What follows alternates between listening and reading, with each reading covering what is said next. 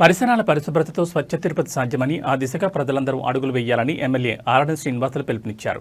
స్వచ్ఛత హీ సేవ కార్యక్రమంలో భాగంగా మహిళా విశ్వవిద్యాలయం ఇందిరా ప్రియదర్శిని కూరగాయల మార్కెట్లో శ్రమదానం నిర్వహించారు. ఈ సందర్భంగా ఎమ్మెల్యే మాట్లాడుతూ స్వచ్ఛత హీ సేవను ప్రతి ఒక్కరూ సామాజిక బాధ్యతగా భావించాలని తెలిపారు. వ్యక్తిగత శుభ్రత ఎంత ముఖ్యమో పరిసరాల పరిశుభ్రత కూడా అంతే ముఖ్యమని తెలిపారు.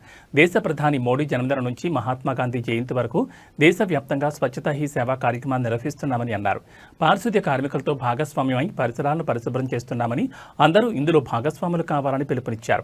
డిప్యూటీ మేయర్ ఆర్సి మునికృష్ణ, మహిళా విశ్వవిద్యాలయం vice chancellor Uma, deputy commissioner అమరయ్యలు మాట్లాడుతూ మన ఇల్లే కాకుండా మన పరిసరాలను కూడా శుభ్రంగా ఉంచుకోవాలని తెలిపారు. విద్యార్థుల్లో ఈ మార్పు తెస్తే త్వరగా ప్రజల్లో అవగాహన వస్తుందని తెలిపారు. 14 రోజుల పాటు స్వచ్ఛతా హీ సేవా కార్యక్రమంలో భాగంగా నగరపాలక సంస్థ ఆధ్వర్యంలో ప్రతిరోజు అవగాహన కార్యక్రమాలు నిర్వహిస్తున్నామని అన్నారు. ప్రజలందరూ భాగస్వాములై స్వచ్ఛ తిరుపతి సాధన సహకరించాలని పిలుపునిచ్చారు.